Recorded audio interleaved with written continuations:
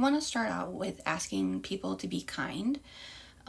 This person is confused about how some of the examples of emotional sexual abuse that I listed would count as emotional sexual abuse. And because these are some people's real experiences that they were traumatized by, I could see how questioning that could be triggering for some people and might make them show up as not their best self, which is an understandable reaction, and I want to be kind here. The sense that I get is that this is a genuine not understanding. At the same time, to anybody who does feel invalidated by this, please remember it's just one person's opinion, one person's lack of understanding, and that doesn't change what you went through. Okay, so onto this comment. So they were saying that some of the examples in my emotional sexual abuse felt normal to them, and one they said just felt like bonding to them. And so this certainly could just be a difference in opinion. I'm not somebody who likes to debate things, but I'm happy to elaborate on why I feel these things are harmful. In my mind, with the first example of a parent asking their child if they look pretty or if they look hot, I think there are kind of two main elements to this. One is, generally speaking, that is a parent who wants validation from their child. From the book Silently Seduced, primarily, I think other books as well, but primarily that one, I learned that a huge line between what is healthy parent-child dynamics and what is enmeshed, and enmeshment is always harmful to the child, is whether the relationship is really, really focused on the kid's needs or if it's more of a 50-50 relationship. Parent-child dynamics are not supposed to be a give and a take. Kids are not supposed to meet their parents' needs. And so that includes things like if mom is feeling insecure and wants validation that she's pretty or hot, there's a huge power differential there. And so relying on them to have your needs met is very smothering to a child. And that's just kind of in general.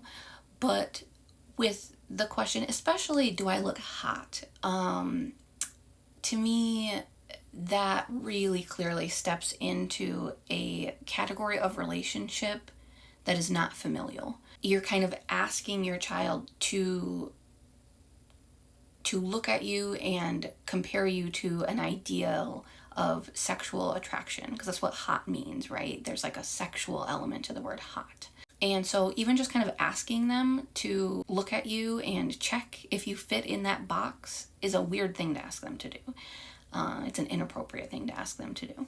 The next example that was given was in my other video. I had shared the example of a 12-year-old girl being told that she shouldn't wear a two-piece bathing suit to the beach because men would mistreat her.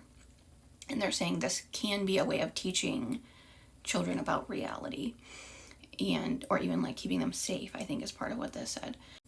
To me, this one really gets into purity culture, in the sense of, are girls and women responsible for men's behavior, or are boys and men responsible for boys and men's behavior?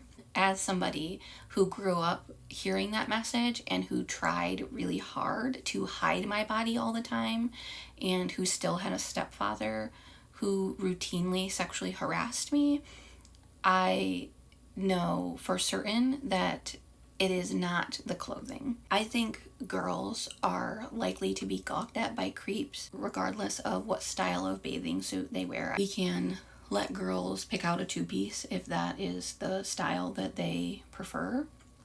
And then if or when men or anybody else treats them inappropriately, we say something to the guy. We make the guy uncomfortable.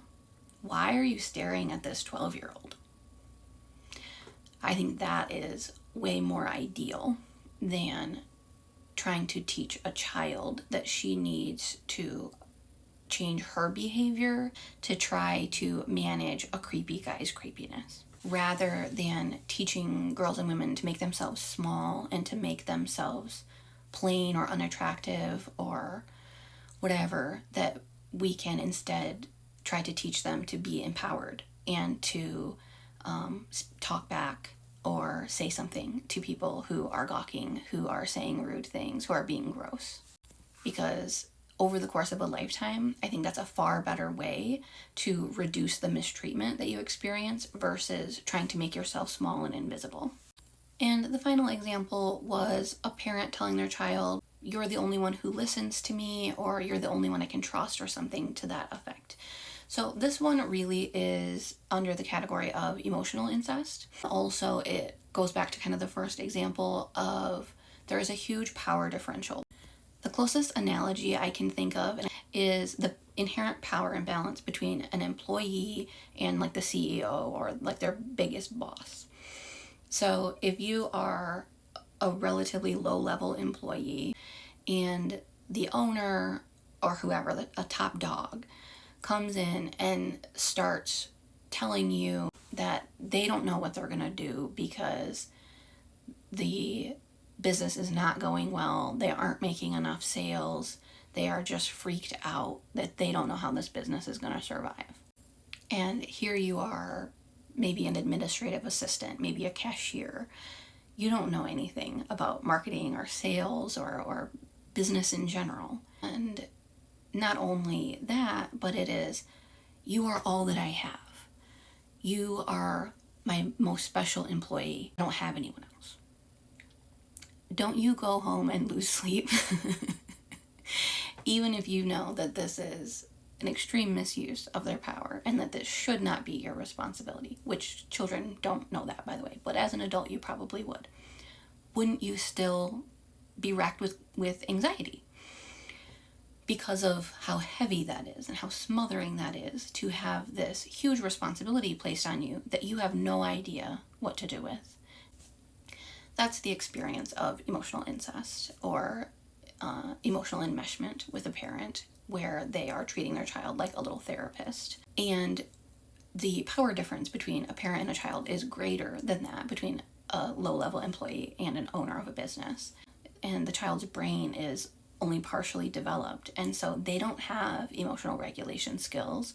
They don't have resources. I mean, if a mother is in a situation where her child is the only one who listens to her, then very likely that is a very isolated family. That mom is really lacking friends and other emotional supportive people in her life. And so almost certainly her child is also going to be significantly lacking in community and support. And to have your mother's emotional well-being resting solely on you as a little one to a kid, even a teenager, that just feels like the weight of the world is on your shoulders, because to a degree, parents kind of rule the world for a kid.